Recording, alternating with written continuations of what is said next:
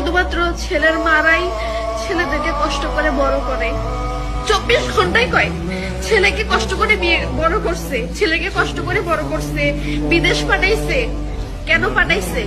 কেন কষ্ট করে বড় করছে? আশা ছিল ছেলে একদিন ইনকাম করে খাওয়াবে।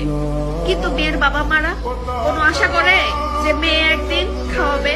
আশা করে না। তাদের একটাই আশা থাকে, মেয়েকে ভালোভাবে বড় করবে, লেখাপড়া শিখাবে, বিয়ে দিবে।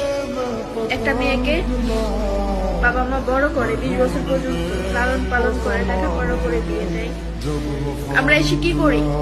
পরের ঘরের ছেলে, সংসার, তাদের মা সবকিছু সামলাই আমরা, তাদের আত্মীয় স্বজন, বোন সবকিছু সামলাই। কিন্তু যারা জন্ম দেয়, যারা বড় করে বিয়ে দেয়, তাদের কোনো কিছুতে কামে লাগে? আমাদেরকে লাগে না। পরের বাড়িতে সবকিছু সামলিয়ে জীবনটা শেষ করে দেয়।